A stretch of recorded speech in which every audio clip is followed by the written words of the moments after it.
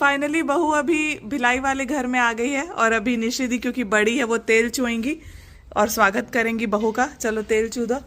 10 रुपया दे दो। अरे थोड़ा नहीं। और गुड़िया उतारेगी आरती। चेट्स विल डू द आरती।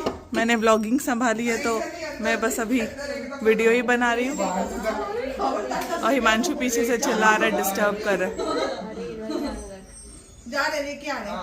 और अब इसके बाद बिन्नी तीनों बहनों को कुछ ना कुछ नेक देगा, नहीं तो हम एंटर करने नहीं देंगे उसको इस घर में। 10 रुपया दे दो। नहीं, कम से कम 1100 तो बनता है भाई। तो डन। ऐश्वर्या की बहन लोग को 3100 दे के आए भाई, तो हम लोग को 1100 दे कम से कम। 1100 एग्जैक्टली 1100 दे। हम तो सारी जिंदगी चलो चलो अभी थके हुए हैं बच्चे, इसलिए कल पे पेंडिंग। नहीं ये तो बहुत गलत है भाई। ये हाँ मासी, क्या करना है अभी? 1100 ईच। अब पानी का क्या करना है? इसमें सिक्का डालना है। सिक्का डालना है। पहले सिक्का दे, एक सिक्का दे। मम्मी सिक्का दीजिए। तू कुछ दिया नहीं है यार शादी में हम लोग को। Lots of love, happiness.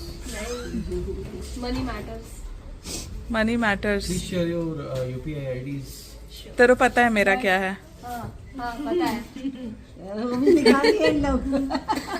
तेरा ऑलरेडी पता है हम लोगों का। जल्दी कर दे यार, ये दोनों की तरफ से है। 500 दे, फिर 1100 दे ना। हाँ बाद में तुम लोग अपने बीच में मांडवली कर लेना कौन कितना देगा।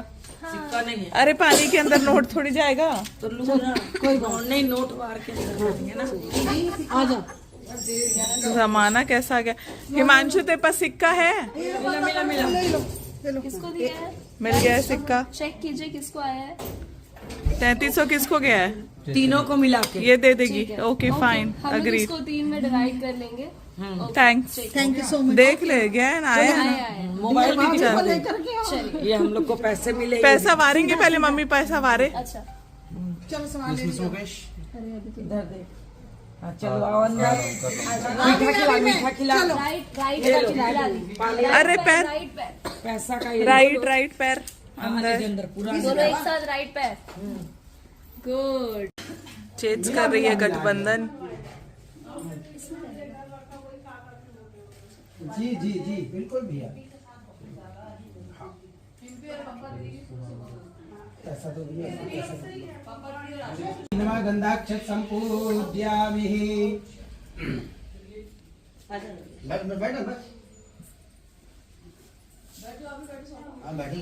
हेन्दो बले राजा दानवेन्दो महाबला तेने त्वां प्रतिवन्दनामि रक्षेमा चमशक्तेतः चिरञ्जीवनः।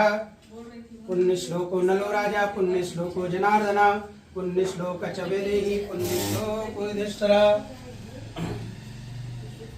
ब्रह्मचेते महिधे तं यदायुषतमिन्न शरदो अन्तिदेवान् प्राजष्टादन्तु नाम्बोत्काशो यत् पितरो भवन्ति मानो मध्यारिलिखितायुनन्तो अहमतिरद। आरती कार्यक्रम सभी परिवार के साथ सामूहिक रूप से करने जा रहे हैं। हमारे चित्त मन को ध्यान को आपके श्री चरणों में लगाई रखिए और कोई विघ्न बाधा न आए जब तक आपका पूजन हो रहा है। अमुक देवी नाम देवानाम आवाहनम ध्यानम वंदनम धूपम दीपम नैवेद्यम तथा श्री सत्य नारायण व्रत कथा श्रवणाख्यम।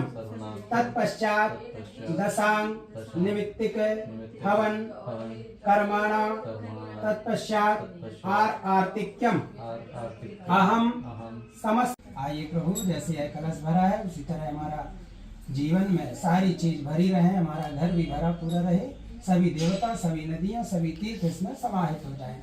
ओम कल्पतरुते विष्णु कंठे रुद्राक्षराचितमूले तस्य समध्ये मातृणा स्मर्त वृक्षपिताग्रा सर्वशक्ति दीपावचंद्रा ऋग्वेदो चतुर्वेदा सामवेदो तरला अंगस्तैता कुलसंगमाजुधा अत्र गायत्री सावित्री शांति पुष्टि करे दुधा अयान दुर्ति कारिका गंगे चरणे चैव गोदावरी नर्मदा सिंधु कावेरी वरुणादि कलशादि मंडल देवताभ्यो नमः।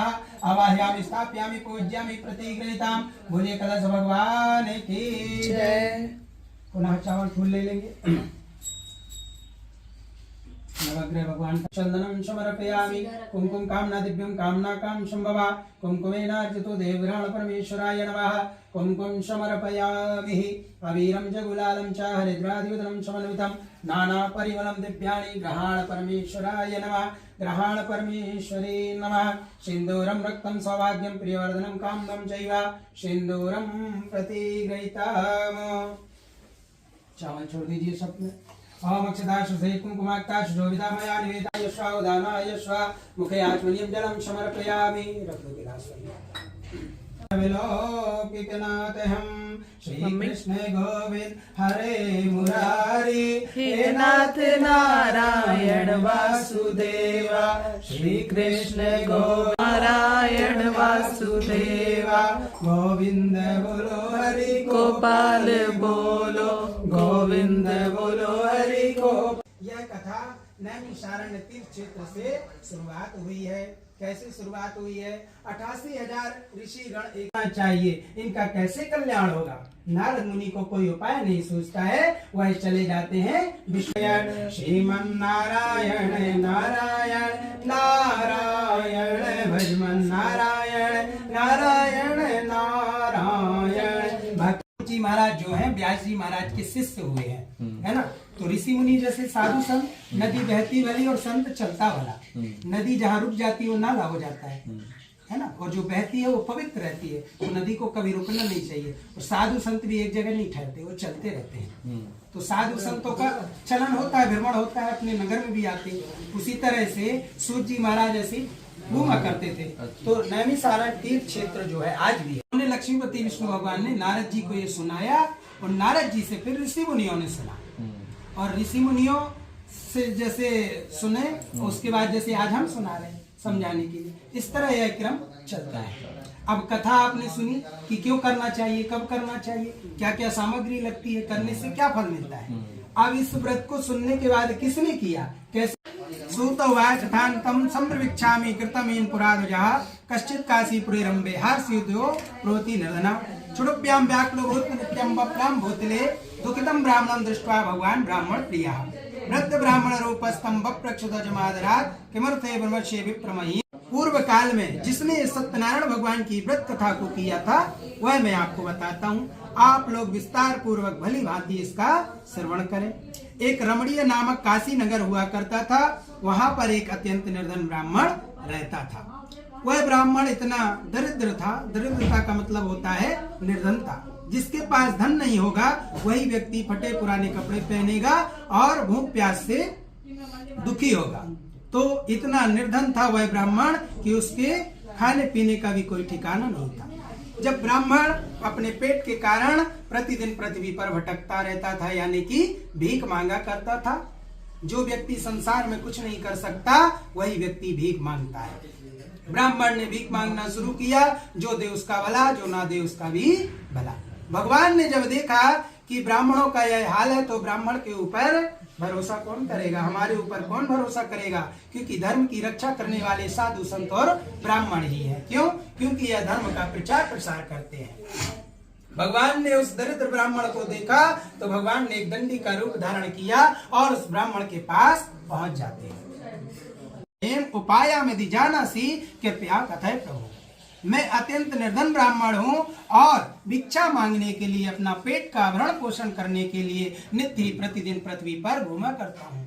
आप क्यों पूछ रहे हैं? क्या मेरे इस कारण का यानी इस समस्या को दूर करने का कोई आप उपाय जानते हैं? यदि जानते हैं तो कृपा करके बताइए। वृद्ध ब्राह्मण रूपधारी भगवान ने कहा, दंडी भगवान ने कहा, हे ब्राह्मण देवता, मैं क्या कर सकता हूँ? जो कुछ करेगा परमात्मा करेगा। तुमको भगवान की शरण में जाना चाहिए, पूजा करवाना, दान लेना और दान देना। ऐसा नहीं लेते जाओ देना नहीं, दान लेना भी है और दान देना भी है। और यज्ञ करना, हवन करना और करो। पति का पत्नी नहीं हो रही है, पत्नी का पति नहीं हो रहा है, पति पत्नी की संतान हमारी नहीं हो रही है, माँ बाप को लोग भगाने में लगे हुए हैं, पड़ोसी पड़ोसी को देखकर जल रहा है। कोई तन दुखी, कोई मन दुखी, कोई धन बिन रहे उदास, कोई शरीर से दुखी, कोई चल नहीं पा रहा, कोई बैठ नहीं पा रहा, कोई खा नहीं पा रहा, कोई बोल नहीं पा रहा।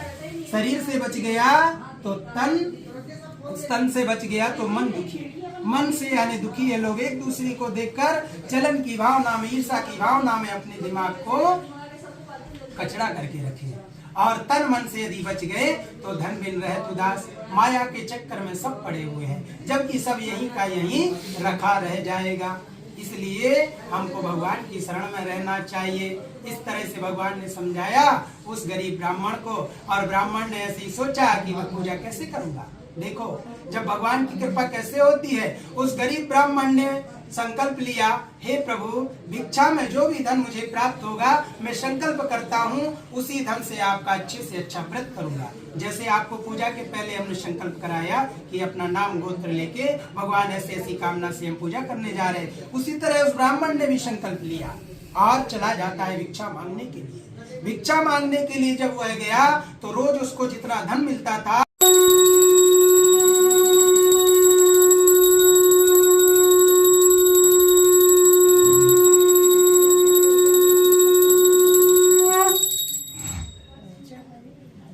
लेके चढ़ा दो।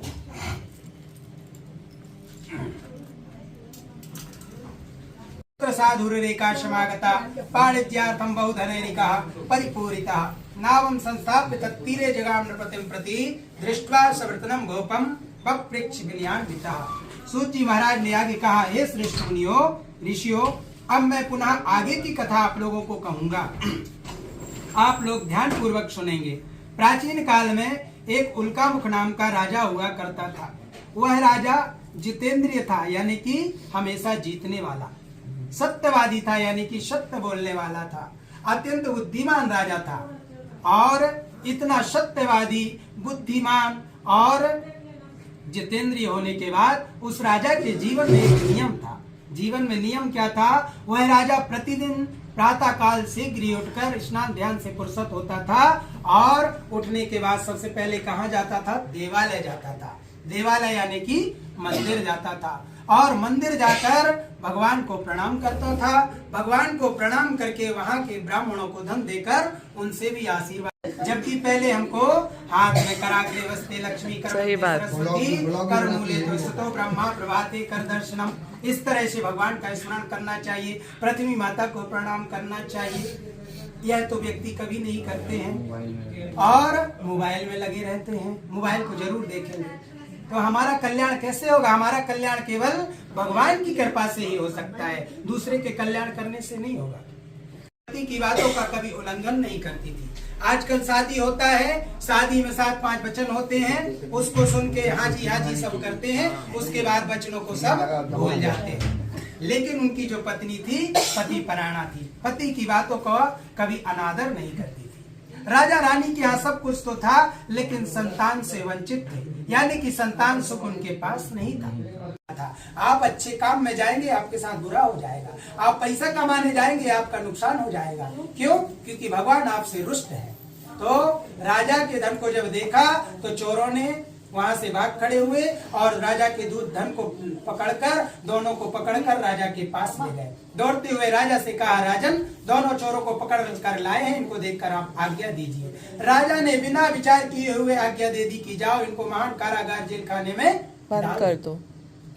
जेल खाने में डाल दिया गया। किसी ने उनका कहना नहीं सुना और उनका समस्त धन राजा ने छीन लिया, और भगवान ने उसके घर में भी चोरी करवा दिया। कहाँ? लीलावती और कलावती के पास, यानी साधु बनिया के घर में।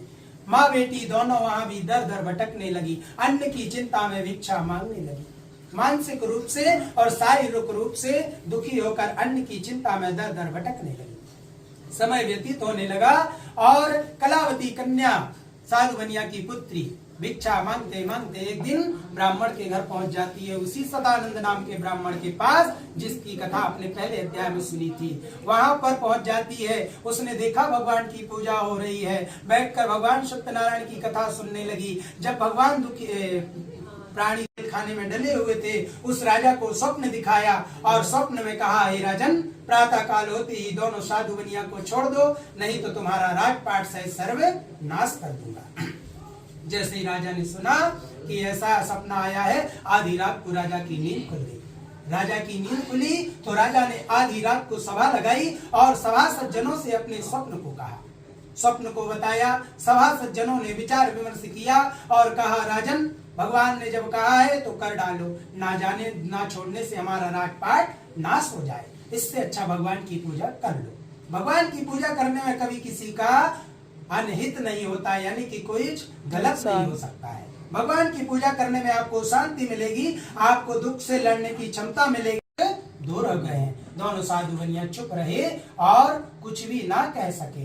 उन्होंने कहा, सोचा कि पहले हमने इतना चिल्लाया कि धन हमारा नहीं है, फिर भी जेल में डाल दिया, इतने सालों बाद जेल से निकाल रहे हैं, ना जाने जाने अनजाने में कुछ गलत निकल गया तो फिर से जेल में डाल देंगे। इसलिए वाणी से कम बोलना चाहिए और सुनना ज्यादा चाहिए, देखना भी ज्यादा चाहिए, सूंघना भी ज्यादा चाहिए, लेकिन खाना और बोलना कम करना चाहिए। इस तरह से दोनों ने मन में सोचा और चिंतायुक्त होकर कुछ भी नहीं कहा, राजन, आपकी कृपा से हम चले जाएंगे। वहां से दोनों साधु बनिया चल देते हैं। इति श्री स्कंद पुराण रेवा खंडे तृतीय अध्याय। बोलिए सत्यनारायण भगवान की जय। झूठ बोलते हैं और भगवान के प्रसाद की अवहेलना करते हैं, उसका क्या परिणाम होता है। सूत उवाच यात्रां कृतवान् साधुर्मङ्गलान् पूर्विकां ब्राह्मणेभ्यो धनं दत्त्वा ददातु न द्रव्यं यद् दूरे गते साधु सत्यनारायण प्रभो जिज्ञासां कृतवान् साधु किमस्तितौ नवस्थितं ततो महाजनो मत्वा हेल्या च प्रहस्वै कथं प्रक्षसि वो दण्डिन्मुद्रां नेतुं किमक्षसि लतापत्रादिकं च वर्तते तरुणं मम निष्ठुरं च वचः श्रुत्वं सत्यं भवतु ते वचः। एवं मुक्त्वा जाते हैं और हमारे दरवाजे पे ऐसा व्यक्ति आता है, हो सकता है वह भगवान के रूप में ही आया हो।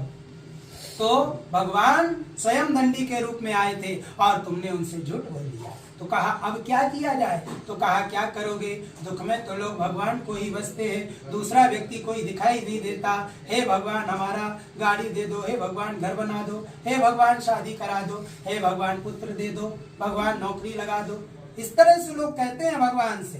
तो उसके दामाद ने कहा, चलो भगवान के पास चलते हैं। दोनों ढूंढने लगे दंडी को, दौड़ते दौड़ते गए तो दंडी मिल गए। दंडी को जब देखे तो दंडवत प्रणाम किया, साष्टांग होकर प्रणाम किया। हे प्रभु दंडी स्वामी, आपके सामने जो कुछ मैंने असत्य भाषण का अपराध किया है उसको आप क्षमा कर दीजिए।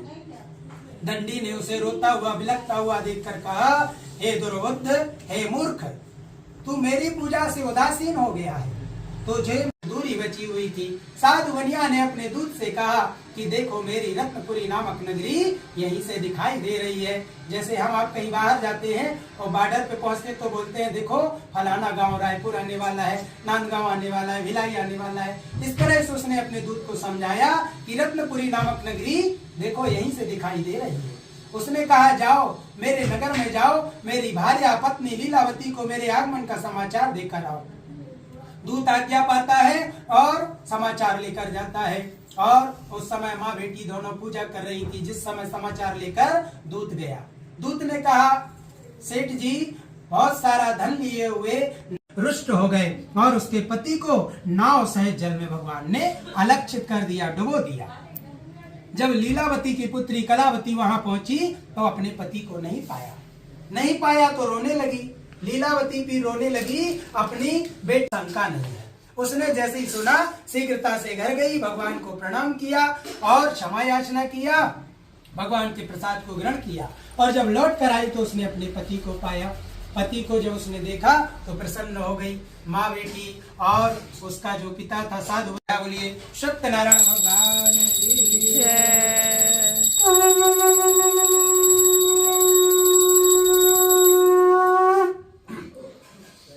जय। आखिरी अध्याय 5वें अध्याय में सूत जी महाराज बताते हैं मुनियों को कि राजा तुंगध्वज हुआ करते थे और कुछ ग्वाल बाल उनकी कथा का भगवान वर्णन करते हैं।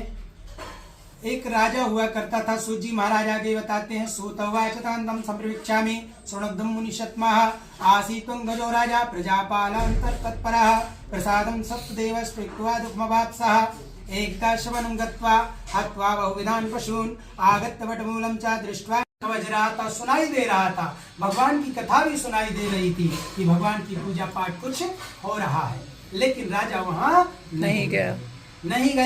ग्वाल बाल अपनी पूजा में लगे हुए थे। और भगवान की पूजा संपन्न किए। भगवान की पूजा संपन्न करने के बाद भगवान का प्रसाद लेकर राजा के पास गए। जैसे हम पूजा सुना रहे, कथा सुना रहे, आप सुन रहे, तो सभी लोग सुन रहे हैं। कोई कोई लोग ऐसे भी रहते हैं जो अनसुना करते हैं। तो राजा ने अनसुना किया और वहां पर भगवान का जब प्रसाद लेकर ग्वाल वाल गए तो भगवान के प्रसाद को ग्वाल वालों ने कहा, राजन भगवान की पूजा छोटी सी किए हैं, उसका यह प्रसाद है, आप ग्रहण कीजिए। उन्होंने सोचा पहले भगवान हमारे स्वयं परमात्मा नारायण हैं जो समस्त सृष्टि का पोषण करते हैं, और दूसरे भगवान कौन होते हैं, जिससे हमारा धन आता है, यानी कि जो हम कर्म करते हैं, इसीलिए कर्म को ही पूजा कहा गया है। गुरु जी ने त्रिकाल दृष्टि से देखा तो कहा, राजन आप भगवान का अपमान करके आए हैं और आपने भगवान के प्रसाद को भी त्यागा है। राजा से जब ऐसा गुरु जी ने कहा तो राजन ने कहा, हाँ जी ऐसा तो हुआ है। तो कहा अब क्या करेंगे? कहा क्या करोगे, जहाँ भगवान का अपमान किया है वहीं पर जाओ, तभी तुम्हारी पूजा सफल होगी और भगवान प्रसन्न होंगे। राजा जो रथ में गया था अब नंगे पैर दौड़ते हुए जाता है। जैसे जब व्यक्ति दुखी होता है तो मंदिर, देवालय, तीर्थ क्षेत्र भ्रमण करता है, हे भगवान आपके मैं बमलेश्वरी जाऊंगा, कोई बोलता वैष्णो देवी जाऊंगा, कोई महाकाल उज्जैन में जाएगा, ऐसे भगवान के लिए दौड़ते जाते हैं। जब हमारे पास सुख रहता है तो हम भगवान को नहीं रचते हैं। जब राजा को घमंड था, इसलिए हमको कभी हमारे किसी भी चीज का घमंड नहीं करना चाहिए, तभी भगवान हमारे ऊपर प्रसन्न रहते हैं और भगवान की पूजा फलित होती है। विशेष करके इस कलयुग में भगवान की पूजा अनेक रूप से फल को प्रदान करने वाली है। भगवान को अनेकानेक नामों से लोग जानते हैं, उसे फल को प्रदान करने वाली है। और कलयुग में तो केवल भगवान का ही नाम है जो लोगों का कल्याण कर सकता है। कलयुग केवल नाम आधारा और नर सुमर सुमर उतरही का कल्याण होता जाएगा। अब सत्यनारायण भगवान के 5 अध्याय जो हुए, इन अध्यायों में जिन लोगों ने भगवान की पूजा किया उनको क्या फल मिला पूजा करने का, वही विशुद्ध जी महाराज ने कथा में बताया है। पहले अध्याय में जो सदानंद नाम का जो ब्राह्मण था वह भगवान सत्यनारायण की कृपा से दूसरे जन्म में सुदामा जी का रूप पाता है, यानी कि सुदामा जी का जन्म पाता है। तीनों लोकों में इतना गरीब आज तक कोई ना हुआ है ना होगा जितना सुदामा जी थे। लेकिन इतना गरीब होने के बाद भी उन्होंने मित्रता किससे किया? भगवान श्री कृष्ण से किया। और हम इतने बड़े होते हैं और मित्रता किसका करते हैं? जो जिंदगी में कुछ ना किया हो, जो चुगली चपाटी करता हो, जो जीवन में अपने हाथ से कुछ ना किया हो, जिसके पास कुछ ना हो, अच्छे कर्म वाला ना हो, ऐसे लोगों से ज्यादातर लोग मित्रता करते हैं। तो जैसा अपन रंग में जाते हैं वैसे ही हमारा उसका भंग हो जाता है। मतलब पानी का कोई कलर नहीं होता है, जो भी आप उसमें रंग डालते हैं उसी रंग का वह पानी हो जाता है। जैसी आप संगति करेंगे वैसे आपके गुण बन जाते हैं। इसलिए भगवान की उसने संगति किया, भगवान की मित्रता किया सुदामा जी ने, और भगवान की भक्ति में लगाकर उन्होंने अपने जीवन को सफल किया।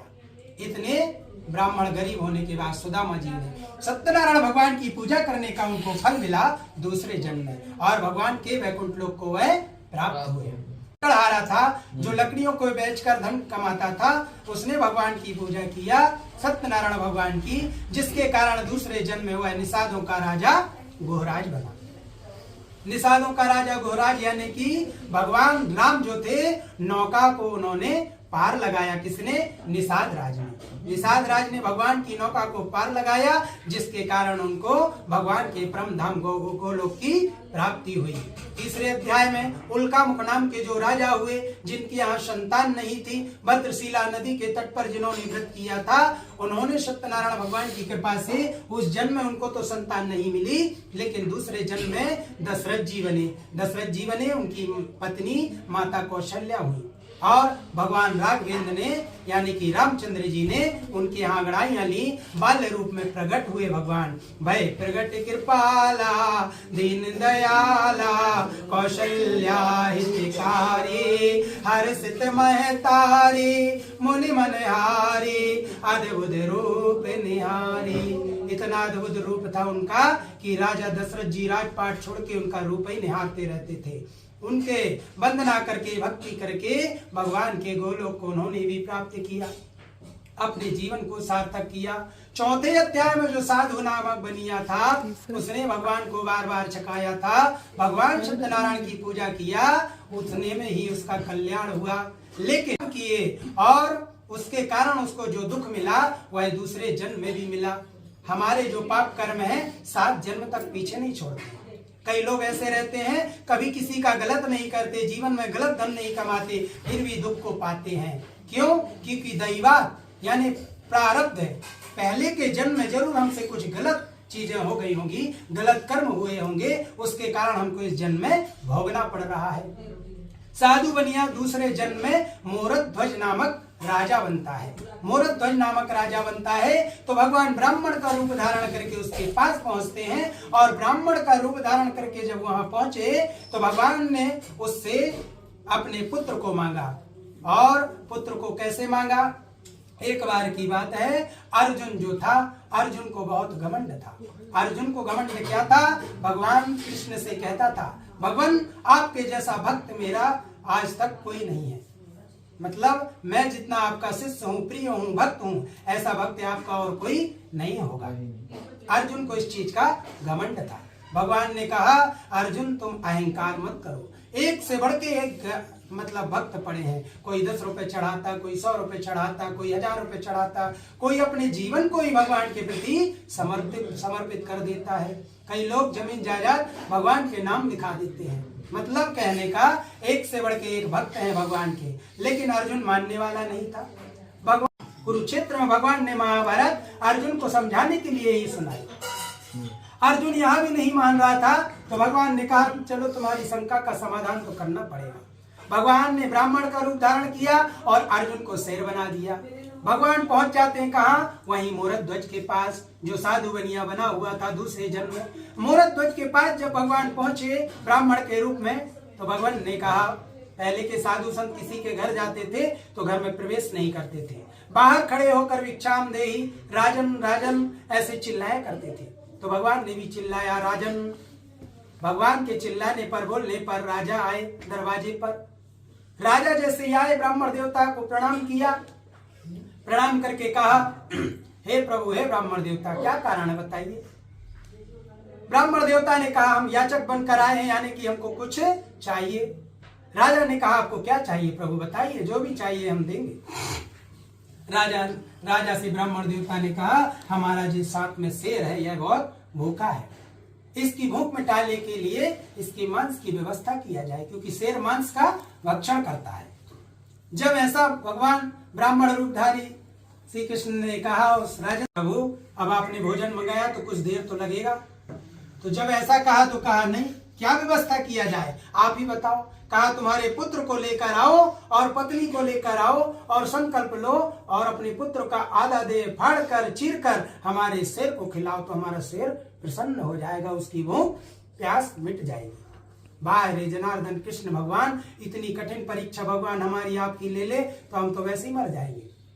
आजकल 5 भाई होते हैं, 4 भाई के यहाँ पुत्र हैं, एक भाई के यहाँ कोई संतान ना हो, भाई बोले कि एक तो दे दो, सारी जमीन जायदाद उसको दे दूंगा, तो अभी भाई देने वाला नहीं है। उस कलिकाल में देखो मोरध्वज ने अपने करते हैं।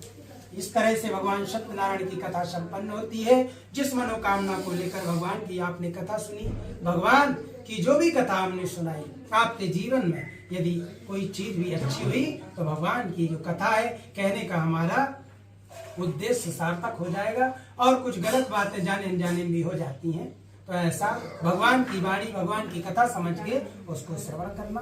बोलिए सत्यनारायण भगवान की जय, लक्ष्मी नारायण भगवान की जय, द्वारिकाधीश की जय।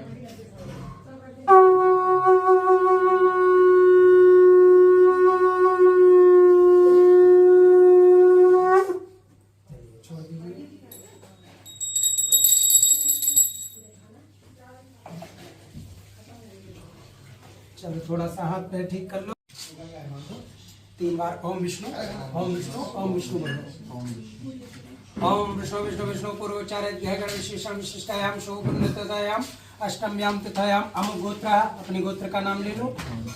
अम को हम अपना नाम, सपत्नी को हम पत्नी का नाम बोलिए। कृतस्य श्री सत्यनारायण व्रत कथा कर्मणः सांगता सिद्ध्यर्थम यथोपस्थित सामग्री द्वारा होमम शौर्यो जाता श्रोत्राद्वाश प्राणस्य मुखारदग्निरजायत हस्तो प्रक्षल्यामः। एक गुड़ को घी में डूब के छोड़ दो, बीच में रख दो। ओम सर्गरागन खादामि दधि चिरकृतानि चारम भक्षभोज्यम च नैवेद्यम निवेदयामि। जल घुमाइए। नायामश्वा व्यानायश्वा, एक ठोकेला दे दो तो। व्यानायश्वा शमनायश्वा उदानायश्वा मुखे आग्नियम जलम समर्पयामि। ऋतुफलानि समर्पयामि। इदं बलं मया देवी स्थापितं पुरतस्थौ तेन मे शपला अर्पित भवेत्। जनमञ्जनी ऋतुफलानि समर्पय स्वाहा। इदम् इन्द्राय नमः। ओम वायवे नमः स्वाहा। इदं वायवे नमः। ओम संस्कृते स्वाहा। इदं संस्कृते नमः। ओम भुवा स्वाहा। इदं भुवा नमः। कितना बार हो गया? 5 बार। इदं वायवे नमः। ओम भूर्भुवः स्वः स्वाहा। इदं स्वा नमः। जल घुमा दो एक बार। ओम प्राणायाम स्वाव्यानाय शमनाय उदानाय व्याराय स्वाहा। बोलिए अग्निनारायण भगवान की जय। तेलो बीच में रख लो इसको। बोलो धन। ओम गणपते नमः स्वाहा। ओम गम गणपते नमः स्वाहा। ओम गम गणपते नमः स्वाहा। सर्वमंगल मांगल्ये शिवे सर्वार्थसाधिके शरण्ये त्र्यंबके गौरी नारायणी नमोस्तुते। ओम गौरे नमः स्वाहा। ओम गौरे नमः स्वाहा। लेफ्ट हैंड में रखो, हाथ से उठाओ। 7 बार रखो, 7 बार। ऐश्वर्या तू भी पकड़ ले, भरो ना उसको और डालो और डालो। ये पूरी वाला हाथ पकड़ ले उसका नीचे। पान पत्ता पूरी के नीचे रखो। खीर दे दो तो उसमें से थोड़ा 2 चम्मच ऊपर दे, इधर रख दे। दे 2 चम्मच खीर, 2 चम्मच दे रही हूँ।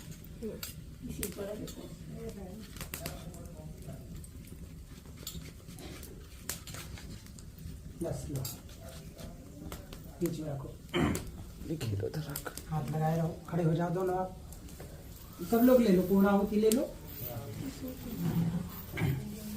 हमारे पास है। भगवान से प्रार्थना करो, हे प्रभु जो भी इस कार्य में न्यूनता रह गई हो, कमी रह गई हो, इसी पूर्णाहुति से हमारा कार्य पूर्ण समझिए। ओम पूर्णमिदं पूर्णात् पूर्णमुदच्येत पूर्णमेवावशिष्यते पूर्णादर्वी परापता सुपर्णा पुनरापता वस्त्रेण क्रीणावः मूर्जा गुं सत्यतो स्वाहा। ओम सर्व वै पूर्ण गुं स्वाहा। बीच में आराम से रखिए, आराम से डालिए। आराम से। नारायण भगवान की जय। नारायण भगवान की। थोड़ा थोड़ा। ओम पवित्रमसी सद्धाराम दिवस्त्वा सविता पुनातु वसोह पवित्रेण सद्धारेण कामोच्छ्वादा स्वाहा। बस हो गया, एक ही बार करना। बोलिए नारायण भगवान की जय। आरती जलाओ। सत्यनारायण भगवान की जय। ओम जय लक्ष्मी माता स्वामी जय लक्ष्मी रमणा।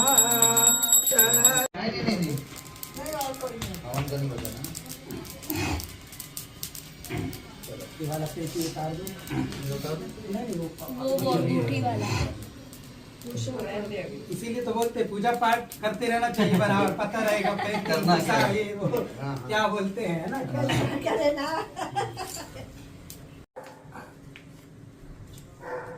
मस्तक में लगा लो। हाँ, अब इधर आ जाओ। थोड़ा सा पंडित जी को भी पूजा कर दो, चंदन टीका लगा दो, आशीर्वाद दे दो। फिर आप उठ के सबका आशीर्वाद ले लो। बढ़िया। चल सुन, इसको पकड़ दो। गिन्नी का। ओम नमो ब्रह्मण देवाय गो ब्रह्मण हिताय च जगत्पिताय कृष्णाय गोविंदाय नमो नमः।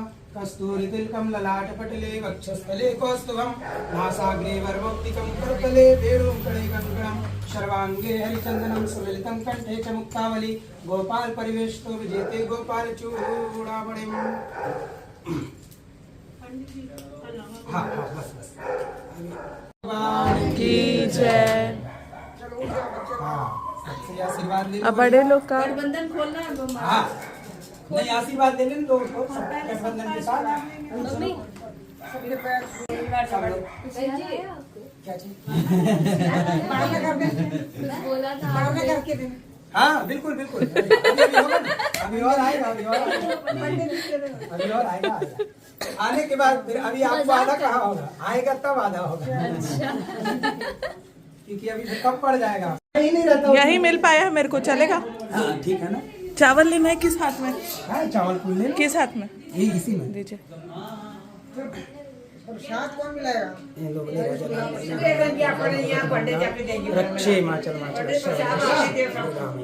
हाँ नहीं दे देता हूँ। 5 रुपए ही थे मुझे मिले, दे रही हूँ। नहीं दी हूँ, अभी मेरे हाथ में है। हाँ मैं वही चीज उल्टे बोल रहा हाथ था। से ही देना आपको। बायां हाथ ही लक्ष्मी समझ। अच्छा है ना, मेरा तो प्रॉफिट मिलेगा तो कितना पंडित जी से भी मिलेगा तेरे को अभी। 50-50। आपको तकलीफ होगा तो मैं खड़े होकर बात करूंगा। पैर छू लो।